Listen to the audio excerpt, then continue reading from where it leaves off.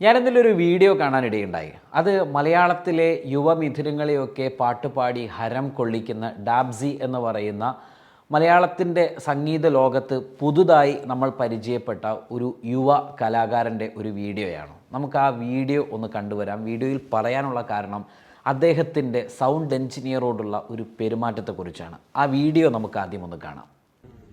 പറഞ്ഞു ഞാൻ ഡ്രാമ കളിക്കാൻ വന്നിരിക്കുക. Don't less the sound, okay? If you can't do that shit, then remove. ആരായാലും സൗണ്ട് താ ബ്രോ. ഒരു വോളിയത്തിൽ പണിയെടുക്കുമ്പോ ആ വോളിയത്തിനുള്ള സൗണ്ട് താഴെ എന്റെ സൗകര്യത്തിന് കുറക്കാളല്ല. ഡാബ്സിയെ നമ്മൾ പരിചയപ്പെടുന്നത് തല്ലുമാലയിലൂടെയും ഇലുമിനാറ്റി എന്ന് പറയുന്ന ഗാനത്തിലൂടെയുമാണ്. അദ്ദേഹത്തെ നമ്മളൊക്കെ വളരെ അടുത്ത രീതിയിൽ അടുത്ത കാലത്തൊക്കെ പരിചയപ്പെട്ടു വന്നിട്ടുള്ളത്. പക്ഷേ അദ്ദേഹം ഈ ചെയ്തത് ശരിയാണോ എന്നതിനെക്കുറിച്ചാണ് സോഷ്യൽ മീഡിയ ഇന്ന് ചർച്ച ചെയ്തുകൊണ്ടിരിക്കുന്നത്. ഏതൊരു കലാകാരനെ സംബന്ധിച്ചിടത്തോളം ആ കലാകാരന് ആത്യന്തികമായിട്ടുണ്ടാകേണ്ട കാര്യം അയാൾക്ക് വിനയമുണ്ടാവുക, സദസ്സറിഞ്ഞും സഭയറിഞ്ഞും സംസാരിക്കാൻ കഴിയുക എന്നുള്ളതാണ്.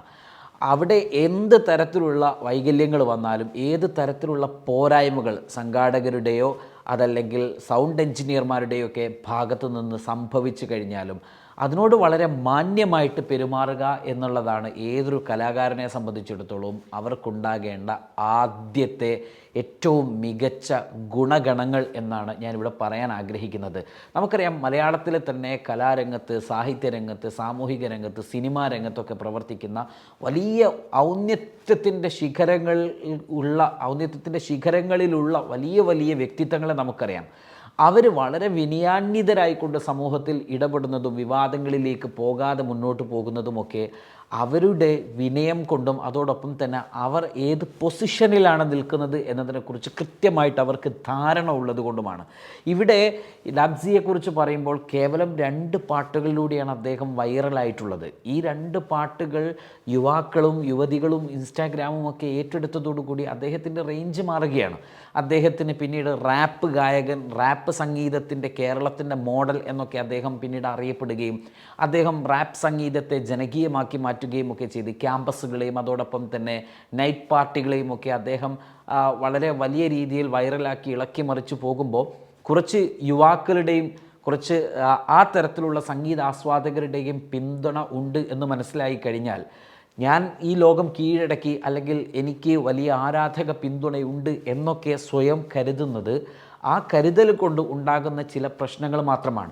ഈ സൗണ്ട് എഞ്ചിനീയറോട് അദ്ദേഹം പറയുന്നൊരു കാര്യമുണ്ട്, പറ്റില്ലെങ്കിൽ വച്ചിട്ട് പോകണം, ഇല്ലെങ്കിൽ ഞാനിത് എറിഞ്ഞങ്ങ് പോകും, ഞാൻ പറഞ്ഞാൽ അതനുസരിച്ചു. ഇനി ഇദ്ദേഹം പറയുന്ന ഈ വാദത്തിൽ ശരിയുണ്ടെങ്കിൽ തന്നെ, അഥവാ സൗണ്ട് എഞ്ചിനീയറുടെ ഭാഗത്ത് എന്തെങ്കിലും തരത്തിലുള്ള പ്രശ്നങ്ങൾ ഉണ്ടെങ്കിൽ തന്നെ അത് വളരെ സൗമ്യമായി അദ്ദേഹത്തോട് പറയുകയും അത് പരിഹരിക്കുകയും ചെയ്യുവാനുള്ള ഓപ്ഷൻ അവിടെ ഉണ്ടെന്നിരിക്കെയാണ് ഇദ്ദേഹം പബ്ലിക്കായി പരസ്യമായി മൈക്കെടുത്തുകൊണ്ട് ഈ മൈക്ക് ഓപ്പറേറ്ററോട് വളരെ മോശമായി അദ്ദേഹത്തെ തെറി വാക്കുകൾ പോലും ഉപയോഗിച്ചുകൊണ്ട് അദ്ദേഹത്തോട് ആ സൗണ്ട് എഞ്ചിനീയറോട് പെരുമാറുന്നത്. ഇത് സാധാരണഗതിയിൽ പറയുകയാണെങ്കിൽ ഒരു അടിമ ഉടമ വ്യവസ്ഥിതിയൊക്കെ പോലെ പാട്ട് പാടുന്ന ഞാൻ വലിയ ഒരാളും സൗണ്ട് എനിക്ക് തരേണ്ട നിങ്ങൾ, ഒരു ഷോ എന്നൊക്കെ പറഞ്ഞാൽ അതിന് സൗണ്ട് എഞ്ചിനീയറും അതോടൊപ്പം തന്നെ കലാകാരനും ഒന്നിച്ചു നിന്ന് പ്രവർത്തിക്കേണ്ടതാണ്. ഇവർ 2 പേരും ഒന്നിച്ചെങ്കിൽ മാത്രമേ ആ ഷോ വൃത്തിയാവുകയുള്ളൂ. പലപ്പോഴും നമ്മളൊക്കെ പല ആങ്കറിങ്ങിനൊക്കെ പോകുമ്പോൾ സൗണ്ട് എഞ്ചിനീയർമാരും മറ്റുമൊക്കെയായിട്ട് നമ്മളും കമ്മ്യൂണിക്കേറ്റ് ചെയ്യും. നമ്മൾക്ക് ആവശ്യമുള്ള സൗണ്ട് അവർ തരണം.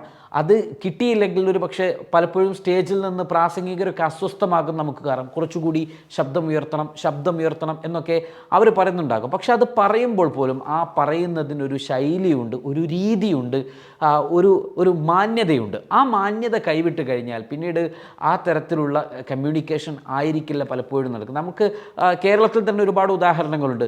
ഒരു പാർട്ടിയുടെ സംസ്ഥാന നേതാവ് തന്നെ ഒരു മൈക്ക് ഓപ്പറേറ്ററെ കളിയാക്കുന്നത് നമ്മളടുത്ത് വാർത്തകളിലൂടെയൊക്കെ കണ്ടതാണ്. അദ്ദേഹം പറഞ്ഞത് ഇപ്രകാരമാണ്, ഇത്രയും വലിയ മൈക്ക് കുറേ പെട്ടി കൊണ്ടുവച്ചിട്ട് കാര്യമില്ല, കുറേ ബോക്സ് കൊണ്ടുവച്ചിട്ട് കാര്യമില്ല, ചെറിയ ബോക്സ് മതി, നല്ല സൗണ്ട് ഉണ്ടാവും, അത് തനിക്ക് ഓപ്പറേറ്റ് ചെയ്യാൻ കഴിയാത്തത് കൊണ്ടാണ് എന്ന്. ഈ ഓപ്പറേറ്റ് ചെയ്യുന്ന ആൾക്കോ അല്ലെങ്കിൽ ഈ സൗണ്ട് എഞ്ചിനീയർക്കോ മാത്രമാണ് താൻ ഏത് രീതിയിലായിരിക്കണം ഇത് കൊണ്ടുപോകണം എന്നതിനെക്കുറിച്ചുള്ള വ്യക്തമായ ധാരണയുണ്ടാകുന്നത്. അതോടൊപ്പം തന്നെ പരിപാടി അവതരിപ്പിക്കുന്ന ആളും ഇദ്ദേഹത്തോട് ചേർന്ന് നിന്നുകൊണ്ട് പ്രവർത്തിക്കുമ്പോൾ മാത്രമാണ് ഏതൊരു ഷോയും വളരെ വൃത്തിയായിട്ട് പോവുക എന്നുള്ളത്. ഇവിടെ നമ്മൾ മനസ്സിലാക്കേണ്ട ഒരു കാര്യം, ഒരു സദസ്സിൽ അഭിമുഖീകരിക്കുമ്പോൾ അതിനൊരു മാന്യതയുടെ ഒരു വേർഷൻ ഉണ്ട് എന്നാണ്. ഞാൻ ആ സൗണ്ട് എഞ്ചിനീയറുടേതായി പറയപ്പെടുന്ന ഒരു വോയിസ് കൂടി കേട്ടു. അദ്ദേഹം എന്താണ് പറഞ്ഞത്, ഏത് അർത്ഥത്തിലാണത് പറഞ്ഞത് എന്നത് സംബന്ധിച്ച് അദ്ദേഹം പറയുന്ന ഒരു കാര്യം കൂടിയുണ്ട്. ആ ക്ലിപ്പ് കൂടി നമുക്ക് കേട്ട് കഴിഞ്ഞാൽ കുറച്ച് വൃത്തിയായിട്ട് നമുക്ക് ഈ വിഷയങ്ങളെ കേൾക്കാൻ സാധിക്കും. ഇതിവിടെ പറയാനുള്ള പ്രധാന കാരണം എന്തെന്ന് വെച്ചാൽ, ഇവിടെ ഒരു മാന്യത എന്ന് പറയുന്നത് ഏതൊരു സദസ്സിൻ്റെ മുൻപിലും നമ്മൾ വളർന്നു വരുമ്പോൾ, പ്രത്യേകിച്ച് ഏതൊരു സദസ്സിനെയാണോ നമ്മൾ അഭിമുഖീകരിക്കുന്നത് ആ സദസ്സിനോട് സഭ്യമായ രീതിയിൽ മാന്യമായ രീതിയിൽ പെരുമാറുക എന്നുള്ളത് ഒരു മനുഷ്യൻ്റെ വ്യക്തിത്വമാണ്. അത് കുറേ ആരാധകരുണ്ട് എന്നതുകൊണ്ട് തനിക്ക് എല്ലാം ചെയ്യാം, ആരോടും എന്തും പറയാം എന്ന് പറയുന്നത് ഒരു ലൈസൻസ് ഒന്നുമല്ല. ഇവിടെ സംഭവിച്ചിരിക്കുന്നത് ഇത്തരത്തിലുള്ള ഒരു മനോഭാവമാണ്. കാരണം ഞാൻ പറയുന്നത് എനിക്ക് കിട്ടിക്കൊള്ളണം, അതൊരു പക്ഷേ ആ ഗായകൻ്റെ അവകാശമാണ്. പക്ഷെ അത് പറയുന്നതിനൊരു രീതിയുണ്ട്. ആ രീതി മറക്കാതിരിക്കുക എന്നുള്ളതാണ് ഏതൊരു കലാകാരനെയും ഉയരങ്ങളിൽ എത്തിക്കുന്നത്. നമുക്കറിയാം, മാളിക മോളിലേറിയ മന്നൻ്റെ മോളിൽ മാറാപ്പ് കയറ്റുന്നതും ഭവാൻ എന്ന് നമ്മൾ പറയാറുണ്ട്.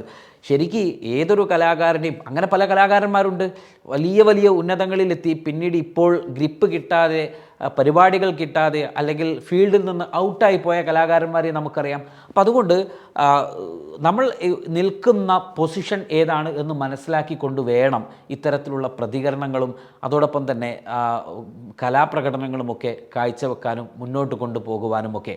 സദസ്സറിയുക, സഭ്യമാവുക, അതോടൊപ്പം തന്നെ ഏവരുടെയും സ്നേഹവും പ്രശംസയും പിടിച്ചു പറ്റുക എന്നുള്ളതാണ്. ഇനിയൊരു സൗണ്ട് എഞ്ചിനീയറെ തെറി വിളിച്ച് തൻ്റെ ആവശ്യം നടപ്പിലാക്കി എന്ന് തന്നെ കരുതുക. പക്ഷേ അവിടെ എത്ര ആളുകൾ അസ്വസ്ഥമായിരിക്കും എന്ന് ആ കലാകാരൻ മാത്രം ആലോചിച്ചാൽ അതിന് ഉത്തരം കിട്ടും എന്നുള്ളതാണ്. അതുകൊണ്ട് ഒന്നുകൂടി പറയുന്നു, സഭ്യമാവുക, വിനയാന്വിതരാവുക. അതാണ് ഏതൊരു വ്യക്തിയെയും ഏറ്റവും വലിയ ഉന്നതങ്ങളിൽ എത്തിക്കുന്നത്.